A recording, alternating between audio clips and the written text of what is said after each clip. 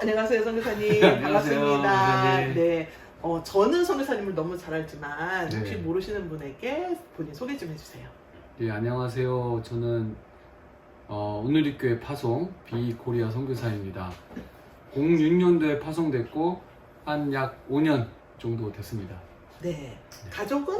가족은 아내 하나, 네, 하나. 네. 그다음에 아들 하나, 딸 둘. 네, 네. 그렇게 됩니다. 네. 아이들은 지금 몇 살?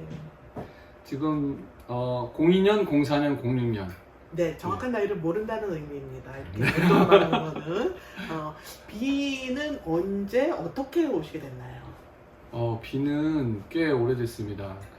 처음 접하게 된 거는 조문상 선교사님이 싱가포르 사역하시다가 본부로 이제 청장님으로 오시게 될 때, 오시자마자 방위사업청에 신우에 성경 공부를 오셨고요. 그때 처음 뵀었고, 그게 2006년도고요.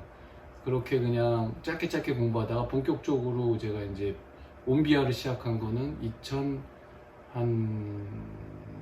이제 언제인지 잘 모르겠네요. 네, 뭐 별로 중요하지 않습니다. 그러면 아까 방위청 얘기하셨는데, 예. 그때는 그러면 신호 얘기하셨는데 어떤 일을 하고 계셨어요? 이제 군인이었고요. 그때 군인인데 특별히 이제 서울에서 무기 사업만 할 수 있게 이게 서울에서 근무할 수 있는 기회가 있었고요. 그때가 2006년부터였고 프로젝트 관리인데 예산은 정부에서 따고 뭐 국회나 뭐 대통령 기재부를 통해 따고 사업은 업체나 또는 뭐 국방과학연구소에서 하고 그리고 이제 무기를 받는 거는 군대고 그 사이를 왔다 갔다 하면서 이제 사업을 관리하는 그런 일들을 했었습니다. 네, 그러니까 전에는 나라를 지키는 용사였다가 네. 지금은 하나님의 용사로 전환을 하신 건데 네. 선교사로 나가야 되겠다라고 다짐을 하게 된 동기가 있다면 뭐가 있을까요? 그러니까 그 전 10년은 이제 정말 야전에서 배를 탔고요. 그 뒤에 10년은 그렇게 사무실에서 일을 했는데 어쨌든 군인한테는 승진이 굉장히 중요하잖아요. 그리고 또 군생활 10년 동안에 부부 갈등이 굉장히 있었는데 이제 서울 오면서 조금 이제 안정되던 시기였습니다. 그러다가 이제 근데 그 사이에 이제 아내가 비를 먼저 공부하고 있었어요, 온비아로. 그러면 이제 제가 이제 막 힘들어하던 시기에 기도를 했어요. 혼자서 이제 휴가를 해서 양지 오늘리교회 그때 이제 휴일날 아무도 없잖아요. 그래서 혼자서 하루 정도 막 기도를 하고 있었는데 복음을 모른다 뭐 이런 마음, 음성인지 그런 마음이 들었어요. 그래서 아내한테 그랬더니 복음을 모르면 갈라디아서를 들어야지. 그러더니 온비아를 등록을 했더라고요. 그래서 이제 시작을 했는데 그러면서 어떤 이제 내가 힘든 것도 뭐 해결되고 과거도 해석이 되고 이제 이런 시간들을 보내면서 보통 선교사 그러면 나라, 민족 이렇게 소명을 받잖아요. 그러니까 저 같은 경우에는 이 공부가 나만의 이거 배우면 안 되겠다. 어떤 정말 숙명도 발견하고 인생도 해석이 되는데 누구나 들어야 되겠다. 그런 생각을 했고 이렇게 가는 도중에 비선교사가 돼서 내가 들었던 그거를 다른 사람들도 들었으면 좋겠다 이런 생각 가지고만 있었어요. 그러다가 이제 아내한테 그런 얘기를 나눴더니 자기도 동의를 한다고 했고 그리고 이제 그때가 군생활 한 17년 차 정도 됐던 것 같아요. 그랬더니 아내가 그러면 3년은 더 채우자, 20년은. 왜냐면 이제 연금이 되잖아요. 그리고 이제 준비를 그때부터 본격적으로 3년 정도는 아예 비선교사로서 준비를 해나갔습니다. 그리고 이제 그 얘기를 사무총장님하고도 얘기를 나눴고요. 그러면서 제대하면서 바로 신학교 가고 이제 준비를 구체적으로 하게 되었죠. 네, 케냐에 계시지만 탄자니아 사역을 하고 계신데 정말 불처럼 세미나가 부흥하고 있고 그럴 때 그 요인이 뭐라고 생각하세요, 선교사님? 조성사님 딱 얘기하시더라고요. 뭐 은혜가 아니면 안 된다, 하나님께서. 왜냐면 인위적으로 그렇게 투자를 안 했던 지역 더 인위적으로 뭐 인적 자원, 물적 자원, 영적 자원을 투자해도 안 되는 데도 있으니까 그러니까 결국은 하나님께서 하셨다라고 일단은 얘기고요. 그리고 나름대로 좀 분석을 해보자면 아프리카에 대한 환경에 대한 좀 설명이 필요합니다. 아프리카는 지금 초대교회처럼 부흥을 하고 있고요. 대부분이 우리 처음 선교사님, 서양인 선교사님이 갔던 교단 위주의 교회들은 좀 정체 상태고 대부분 80% 뭐 직관적으로 부흥하는 교회는 전부 다 오순절 계통 펜타코스탈 교회입니다. 그리고 교회가 신학교가 따로 없고 아시잖아요. 그럼 초원지대에 교회가 하나 세워지면 그 지역의 주민들이 다 와요. 105명, 100명, 200명 모이면 그냥 바로 교회가 됩니다. 그럼 목사님들이 셀프 환수를 하기도 하고 개척한 그 교회 사람 중에서 교인 중에서 괜찮은 리더들을 목회자로 삼고 또 다른 지역으로 들어가요. 그러니까 그런 식으로 교회가 계속 확장되고 있는데 지난 한 3, 40년 동안 그런 부흥들이 일어나고 있는데 영적 자원이 없는 거죠. 근데 비사역이 그러한 교통통신이 발달하지 않은 곳에 들어가서 전해주니까 너무 필요한 사역입니다. 그러니까 그리고 또 하나는 제가 하는 게 아니라 이미 기존의 케냐에 지금 뭐 권태난 선교사님이나 박은현 선교사님이 많이 키워놓은 인도자들이 있잖아요. 그 인도자들을 통해서 거긴 스왈리어권입니다. 또 다행히 동아프리카는 서아프리카하고 다르게 동아프리카는 스와힐리어라는 통용어가 있어요. 다 지방에 종족별로 언어가 있지만 통용어가 있습니다. 그러니까 케냐는 영어와 스왈리어를 잘하는 분들이고요. 그분들은 스왈리어를 또 할 줄 알기 때문에 제가 처음에 들어가서는 뭐 영어로 얘기를 하면 통역으로 스왈리어를 하지만 그분 스왈리어를 바로 가르칠 수 있거든요. 그래서 직접 한 그룹, 두 그룹 정도만 케냐에서 직접 관리를 했고요. 그 이후에는 본인들이 탄자니아에서 본인들이 배운 대로 계속 가르치는 거니까 바로 연결을 했습니다. 그러니까 이미 번역이 돼 있었고요. 그러니까 총과 총알이 있었고 필요한 사람들이 너무 많았고 그 넓은 땅이 그리고 굉장히 영적으로 목마릅니다. 탄자니아에서 옆으로 만약에 그 콩고 밑으로 뭐 부룬디, 루안다 그 밑으로 이제 예를 들어서 그 잠비아로 들어가면 더 선교사가 없고 더 영적 자원이 없어요. 인적 자원도 없고.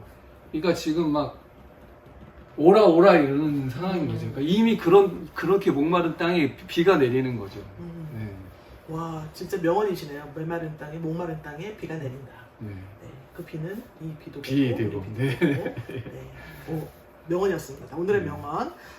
사역하시는데 지금은 이제 너무 불같이 일어나고 있고 부흥했고 그거를 몸소 체험하고 있는 보람도 있는데 혹시 힘들었던 점이 있다면 뭐가 있을까요? 선교사의 기본적인 건 외로움인 것 같아요. 그러니까 물론 이제 현지 파트너랑 하지만 어쨌든 그 넓은 지역 탄자니아가 한반도의 4배, 그러니까 남한의 4배, 8배 정도 되고요.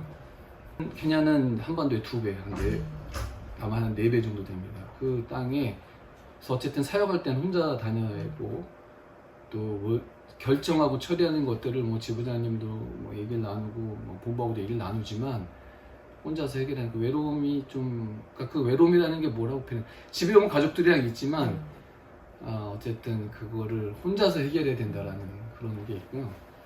그러니까 그건 여러 가지를 의미합니다. 그러니까 물적인 것도 있고, 뭐 인적인 부분도 있겠지만 영적인 부분도 있고, 그리고 이제 이동을 주일날 또 이동을 하게 돼요. 왜냐면 이제 가서 이제 설교를 한번 부탁하면 설교를 하고 또 주일날 사람들이 모이잖아요. 그럼 설명을 하고 하다 보면은 예배를 놓치게 되고, 그러니까 스스로 목마른 사람들에게 비를 가져가지만 막상 저는 내가 스스로 하나님께 채워야 되는데 뭐 창피하지만 이게 잘 혼자서 예배자로서 쓰지 못하는 것, 그런 것들이 영적으로 목마르고 제 스스로가 그러니까 영적인 외로움, 감성적인 외로움, 그런 부분들이 아닐까 싶어요.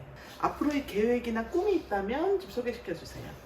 먼저 사역적인 부분에서는 많이 더 와주셨으면 좋겠어요. 그러니까 이게 동아프리카, 케냐, 탄자니아만 보지 마시고 이 동아프리카권으로 보시면 굉장히 많은 나라가 있잖아요. 근데 그때 이제 진경 선교사님하고 이제 본부에 계셔서 소통을 하면서 이런 말씀하시더라고요.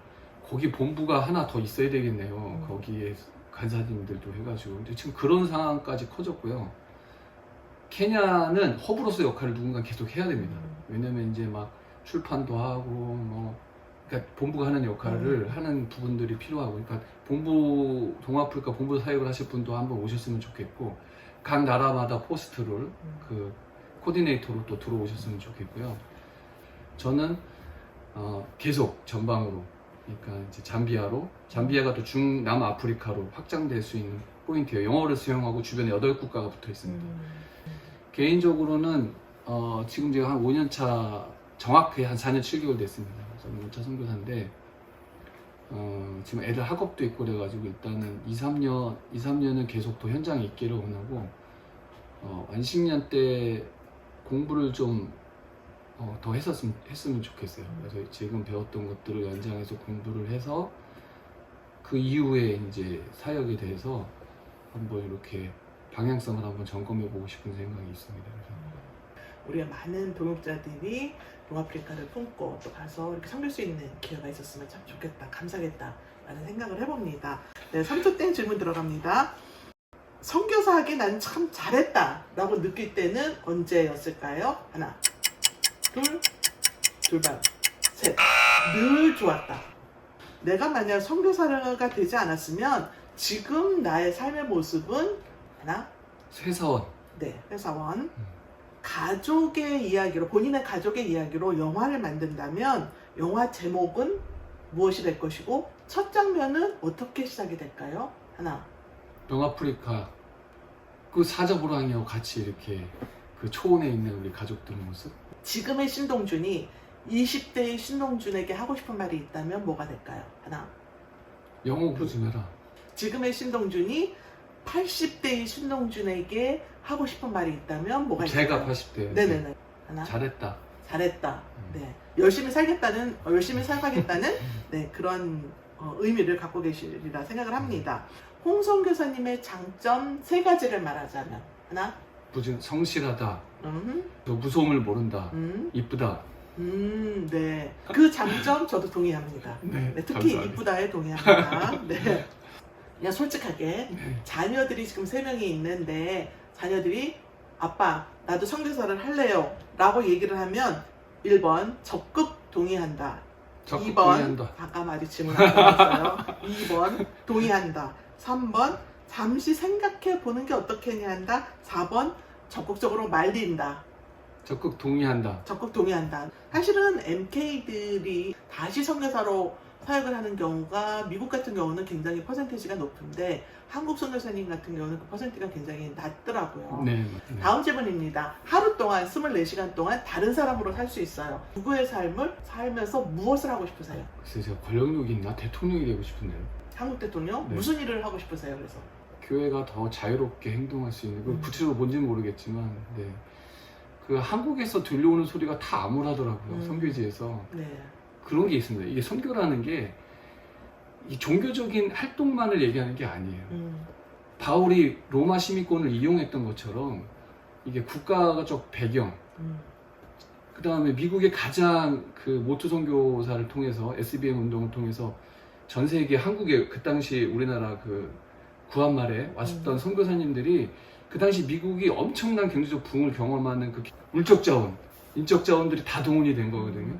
마찬가지로 아프리카 사역을 위해서는 더 많은 인적, 물적, 영적 자원이 필요합니다. 그런데 한국이 그 역할을 해줘야 되거든요. 제가 볼 때 한국이 축복을 주셨다면 선교를 위해서 하나님이 그 축복을 주셨다고 생각합니다. 저도 그렇게 생각해요. 네, 그런데 그런 부분들에 대해서 계속 좀 멈칫하고 정체된다는 느낌을 받기 때문에 그런 생각을 했습니다. 이제 군 출신이다 보니까. 어렸을 때는 뭐가 되고 싶으셨어요? 대통령. 대통령, 네, 후진일반 대통령. 그러니까 그 초등학교 때 이해하고요. 중학교 이상 때는 외교관이 되고 싶었어요. 근데 성적이 안 돼서 제가 네, 그 얘기는 안 해도 그러면 해군 하시기 전에는 해군사관학교로 가신 건가요? 네, 해군사관학교. 뭐 공부를 아주 못하진 않았다는 그런 의미가 됩니다. 근데 특별히 육군, 공군, 해군 중에서 해군을 택하신 이유가 있어요? 그러니까 외국에 나갈 수 있는 방법이 그거라고 생각을 했어요. 왜냐면 그 당시에 해군사관학교 그 생도들이 해외 여행을 배를 타고 하면서 야 저거 타면 공짜로 해외 여행 하나? 뭐 이런. 저거다. 네, 저거다. 그랬구나. 네. 네네. 그 지금 꿈을 이뤘잖아요. 전 그렇죠. 세계를 막 돌아다니고 있어요. 마지막 질문 들어갑니다. 나에게 비란. 비는 하나님을 만나고 더 깊이 만나게 해준 통로입니다. 마지막으로 비 가족들에게 하고 싶은 말씀? 가족이라는 생각이 들고요. 그리고 정말 더 가족같이 그렇게 공동체가 돼서 같이 선교하기를 원합니다. 음. 그리고 특별히 동아프리카를 더 기억해 주시고 많이 와주셔서 봐주셨으면 좋겠습니다. 감사합니다. 감사합니다. 시간 내주셔서 감사하고 네. 정말 뼛속까지 아프리카 사람이라는 거를 느낄 수 있는 게 여러분은 잘 안 보이시겠지만 티셔츠에 써 있는 게 뭐냐면 스와힐리어를 배워라.